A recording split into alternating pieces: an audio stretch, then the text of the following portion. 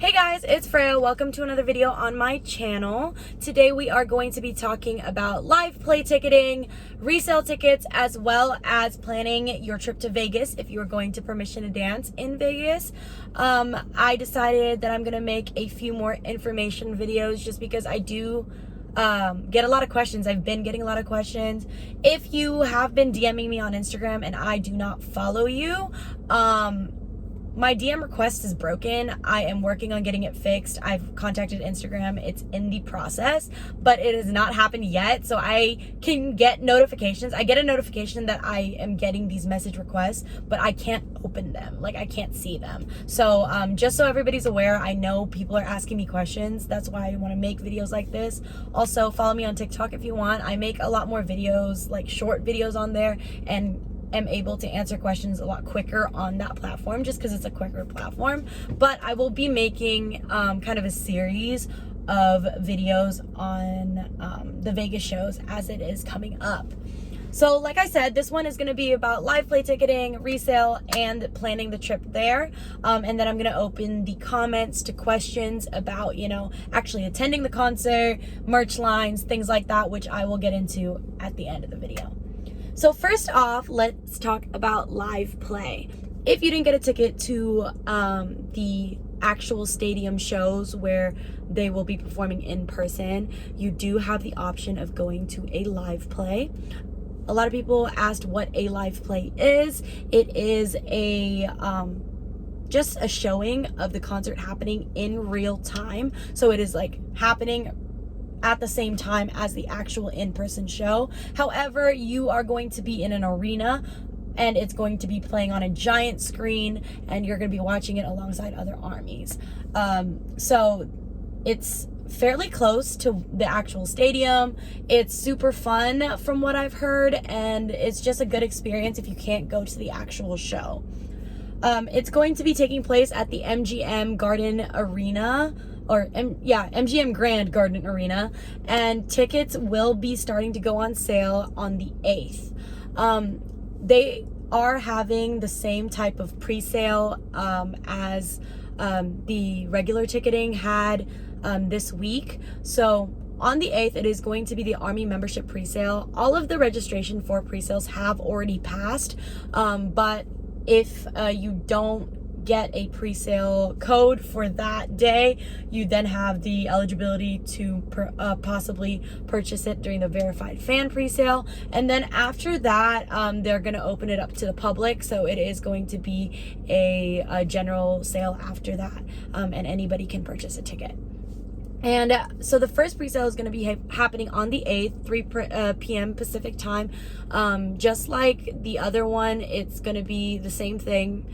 You are able to purchase tickets at 3 p.m. Pacific. It is only open to people who have a code, and it is going to happen on AXS. Even though the registration for the pre-sale codes happened on Ticketmaster, the ticketing will not happen on Ticketmaster like the ticket for the in-person concert. It is going to be on a different site called AXS. You can access that site through Ticketmaster. However, like I said, it is not going to be happening on Ticketmaster. It's called AXS. And soundcheck passes for the live play are available. They are $150 back in LA, so I assume the prices will be kind of similar, and the regular tickets were about $60. And be mindful that AXS also has fees like Ticketmaster. However, AXS fees are about 30 to 33%, and it is per ticket. If you are a Army membership holder, they said that they are going to be discounting the tickets for people who are Army members. I don't know how they're going to do that or what the discount is for fan club members, but it is supposed to be discounted if you are an Army membership holder. The soundcheck passes, if you decide to get soundcheck for live play, you get to watch soundcheck, but through a screen. So people who got VIP, like silver or gold VIP, are able to watch soundcheck in person. You'll be able to watch the same soundcheck, but again, it is through a screen when you're at the arena and it's happening at the stadium. And if you also get a soundcheck pass, it also includes a lucky draw, a chance to get a photo card from the little photo card machine where you press it and a random member comes out.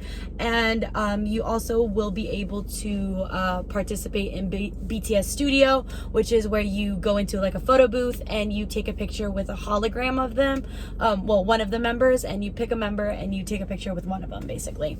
And my suggestion is, if you can't go to the actual show and you're already in Vegas and you can't get tickets to the actual show, go to the live play. I've never been to the live play, but that was my plan. Like, if I couldn't get a ticket and I was already in Vegas for one of the shows, I was just gonna go to the live play of the other one. But I think it's a fun experience. You get to, you know, hang out with other armies and watch the show with other armies, and I feel like the energy is gonna be as high as the concert, and so it's just a fun thing to do. And I think it's just gonna be a lot of fun, especially the soundcheck passes look really fun too, because you get to do the pictures and the photo cards and things like that. But those are going on sale. If there's any left after the first pre-sale, then it's the verified fan pre-sale on the 9th, and then on the 10th it's open to the general public until it sells out.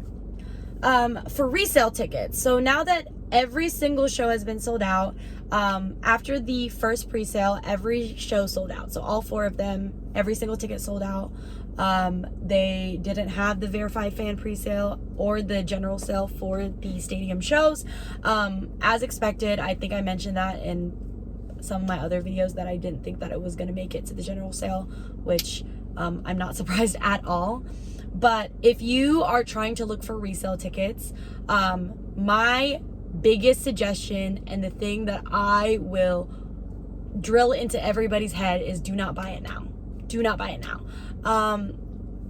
Thankfully, because the pre-sale, you had to be like an army membership holder, a lot of the tickets did go to actual fans. There are a handful of tickets that are being resold for one of 2 reasons. One, somebody bought tickets and then ended up getting better tickets, so they're selling the ones they're not going to use. Or there are actual scalpers. In fact, I've seen a lot of armies scalping, which is not ideal. I don't really like people who don't sell tickets for face value, but I digress. My biggest suggestion is do not buy now.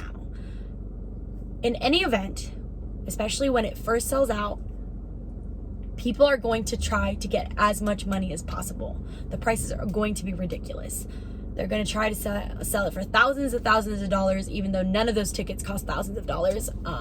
And they're going to try to wring out as many dollars as possible. They're going to try to get as much money from people who really want to see them.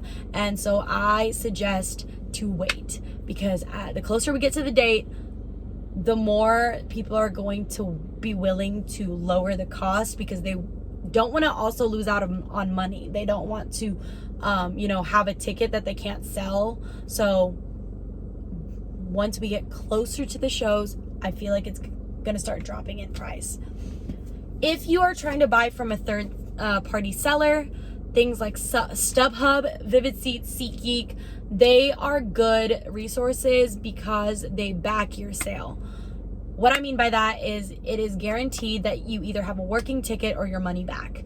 Vivid Seats, StubHub, and SeatGeek will give you your money back if the ticket doesn't work. If it's not real, if they don't give it to you, whatever it is, they're going to give you the money back. However, it usually costs more on those sites, as well as those sites take their own fees. If you want to do person to person and you're using something like Twitter, Reddit, or Facebook, be diligent and make sure you ask for proof. Ask for proof that the tickets actually exist. One of the best ways to do it is ask for a screen recording from the chat that you are talking in, and them going out of the chat into the app that the ticket's in, so Ticketmaster, and then showing that the tickets are there. Let them know they can, put a watermark on it, obviously, so nobody steals it, whatever. But make sure that you ask for some type of proof, and also that you are being cautious. If it sounds too good to be true, it usually is. If someone's saying that they're selling second row tickets for $150. That sounds too good to be true. It's probably not real. So just use your common sense and make sure you're cautious when proceeding this way, because when you buy person to person, nothing is backing your sale. With that being said, I do suggest using things like PayPal goods and services, and I believe Venmo now has goods and services. I've never used it, but I think they have one. So that is good resources to use, so you can report it to either PayPal or Venmo if you don't get the ticket that they sold you. So those also take out a fee, but offer to cover the fee, so you get protected. And if they don't want to use if they don't want to use PayPal goods and services or Venmo goods and services, they're probably a scammer. If they're asking for Zelle, if they're asking for like a wire transfer, if they're asking for Cash App, don't do it unless you trust them, like, because there's no way you can get that money back if they are scamming you. I think just the best thing you can do is to be cautious and to really think about it, because a lot of the times if they're scamming you, you can tell by the way they're talking, how aggressive they are, if it sounds too good to be true, things like that. Just use your common sense and make sure you're cautious. Tickets are non-transferable until the 7th, so be mindful of that as well. Nobody can transfer you tickets until the 7th, so if you buy from someone on Twitter, they can't even send it to you until the 7th of March. However, that is only for standard tickets. If you want to get a VIP ticket, a soundcheck ticket, whatever, same thing, soundcheck VIP ticket, those are non-transferable. So the only way that you can get that from someone, or if you bought soundcheck tickets and it's not your credit card or your Ticketmaster account, make sure you set up an alternate pickup. So whoever is the account holder on that Ticketmaster needs to set up an alternate pickup. They need to email VIP Nation to let them know that somebody else will be picking up that ticket day of the show, because VIP tickets, you don't get it electronically. You have to pick it up day of the show, and you have to show ID, and you have to show not only the account holder's ID, you have to show the credit card holder's ID. So make sure you keep that in mind. If you are a child whose parent bought you the ticket with their credit card, or like you use your dad's card, you use your sister's card, make sure you also have their ID along with yours if you're the ticket holder. But if you're buying from someone, or if it's not your Ticketmaster account, make sure you set up an alternate pickup. And usually they only allow a certain amount of days after you bought it to set an alternate pickup. So I don't know how many days they are letting it this time, but for Permission to Dance in LA, there was only 14 days after the show. So 2 weeks is the only time frame you can set an alternate pickup. So it's already been, what day is it? Friday? We bought it Wednesday, Thursday, Friday, so it's been 2 days. So you guys have about 12 more days probably to set an alternate pickup with VIP Nation. So please be mindful of that if you need to set alternate pickups for your VIP tickets. Now, let's talk about going to Vegas. If I didn't touch on anything, just make sure to ask any questions in the comments, and I'm sure either I will get to it or other armies will also answer your questions. I see a lot of people interacting in my comments, and I really love that, because it is sometimes hard for me to answer every single one, but I do try to. I really try to make sure that I answer. If I don't get to your question, it's probably because I've already answered that question in the comments before. So scroll and, and if you know the answer, respond to people. I think I love that, honestly. Like, I see my other comments on my previous videos and people are helping each other, and I love that. But yeah, let's talk about going to Vegas. So flight prices are pretty bad right now, and I just realized that it is California spring break. I'm from Texas, and spring break here is in March, but I realized that California and like West Coast, so I assume Nevada's spring break is around that time in April, and that's also around Coachella time. People are just traveling a lot at that time, so prices are not great. I do suggest buying your flight as soon as you can. You can use an app like Hopper to see when to buy the ticket, but I would actually suggest buying it straight from the straight from the airline and not through the app. But prices are pretty bad. If you are trying to save some money, there are discount flights like Spirit and Frontier and JetBlue, things like that. If you do use discount airlines, be mindful of delays.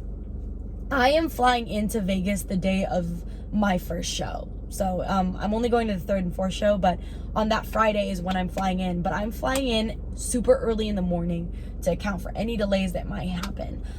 Because I'm not taking like Spirit, but say you are. If I was taking Spirit, I would not take it day of, because Spirit is so notorious for having delays, and their delays are sometimes crazy, like 6 hours or something. So you don't want to miss the concert because your flight isn't taking off. So make sure if you're taking a discount flight, especially Spirit, to account for the possibility of lots and lots of delays, hours and hours of delays. Also, read what your ticket says when it comes to the flight, because a lot of people take these discount flights and don't realize that they're not allowed to take a carry-on. Pack light, take your backpack if you have to, but make sure you read. I actually paid extra for a carry-on. Me and my friends all did, because we are crazy with our outfits. So that's just a thing. By the way, if anybody wants me to talk about outfits, let me know. I don't know what I'm wearing yet, but that's also something that I'm freaking out about.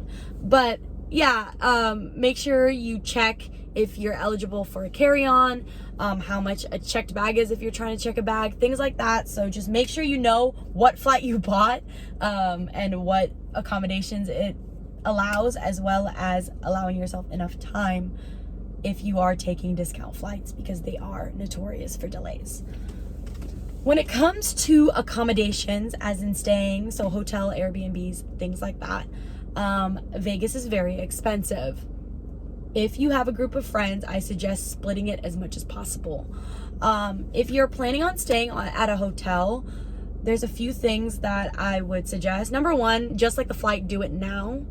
Buy it now. The prices are getting worse and worse, and they're starting to realize that there's an influx of people coming in. So I just keep seeing the prices go up, and me and my friends booked an Airbnb the night before ticket sales, and we had like 6 favorited, and after we got our tickets, we went back and checked, and none of the Airbnbs that we favorited that night before was available again. We were so happy that we booked the Airbnb that we booked already. If you're not going to stay at an Airbnb, I can't speak. I would check Airbnb, especially if you have bigger groups of people. So if you have a lot of people going, it's you can probably rent a condo, apartment, or home easier and split it, and it actually comes out to be cheaper. That is not how you speak. It comes out to be cheaper per person. I'm sorry, I'm like stuttering, but I'm just rambling, so I'm not really gonna edit this video. I am just speaking. I got my notes, so I'm sorry, I just can't speak today.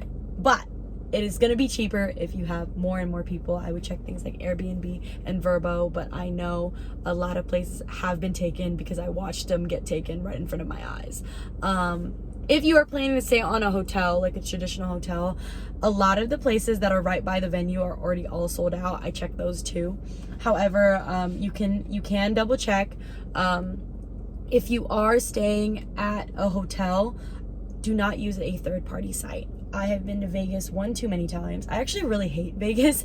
Not in the sense that I like hate like Nevada or the city of Vegas. I just don't like traveling to Vegas for like the casino, the resorts, the trip of like, I'm not into the gambling and clubbing type thing. So I've been there, I've done it, but like it's not my thing.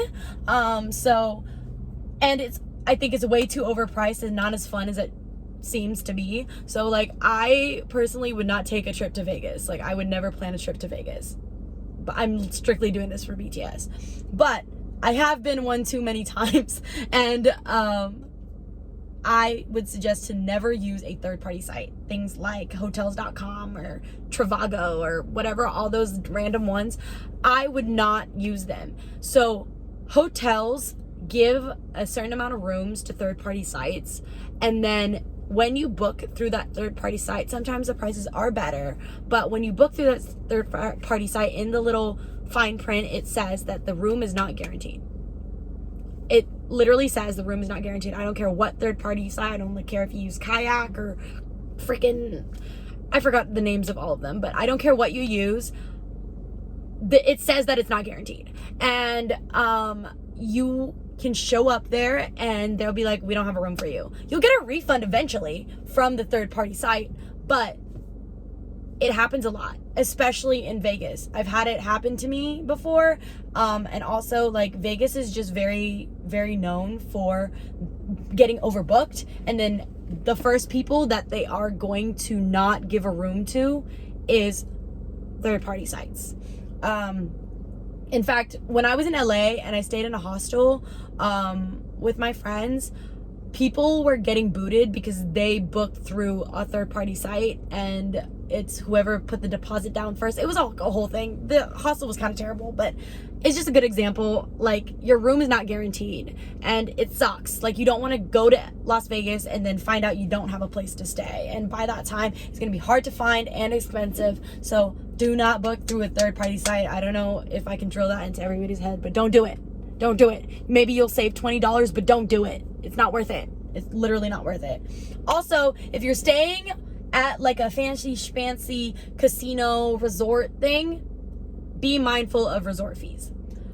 Almost every single like big name hotel that is like also a casino in Vegas has a resort fee. They're like $40 per day. They are on top of the rate that you see. So if you see like, oh, this room is $230 a night, and then you start checking out, and then they'll put a resort fee on top of it, and it's per day. So it's like $30-$40 per day. So it's, your room is essentially no longer $280. It's like $300 something dollars. You know what I mean? So it's just, be mindful that a lot of Vegas hotels that are like resorts have resort fees. I would say to stay away from the Strip. Staying at the Strip will be very nice because, you know, nightlife and stuff, especially if you want to do Vegas things while you're there. However, just be mindful if you do stay at the Strip. Number one, when you are there, it's going to be very congested. And number two, when you are going home, like to, or going to the venue and back from the venue, like to and from, it is going to be very, very, very expensive. Because you're at Allegiant Stadium where there's an event, and so prices already spiked, and then you're gonna get dropped off at the Strip, which is like also congested. So like the price is just gonna be very high for these ride shares. I'm gonna be talking more about ride shares, parking and stuff when I make the second part of this video, which is like everything you need to know for permission to dance in Vegas. But for this like accommodations thing, just be mindful of that. And also staying as close to the venue as possible may do you a favor, just because it probably is going to be hard to find Ubers and Lyfts after the show, because it's going to be hundreds of thousands of people and literally nowhere to go. Like, LA was terrible. Getting an Uber was terrible. If you watched my vlogs, you know that it was like awful. Like, I couldn't get anybody to pick us up. Like, even when after we walked away from the venue, like blocks and blocks away from the venue, nobody would pick you up. Like, so staying as close to the venue as possible is probably a good thing. And also be mindful of adult only stays. Read when you're booking anything, your flight, your hotel, read. Make sure you know if Vegas has a lot of like 18 plus or 21 plus hotels. I don't know how old you are, but make sure that you're able to stay there. And I know a lot of places in the country are very lenient. You're supposed to be 21 years old. If you ever book a hotel and check in, you're supposed to be 21. But my entire life, I have gotten away with not being 21 when I was younger. However, Vegas is not like that. You probably will need someone who's over 21 to check into the hotel. Make sure if you are under 21 that you're not staying at an adult only place as well. So yeah, that is everything. This is already kind of a long video, but that is everything that I am going to be talking about for this video.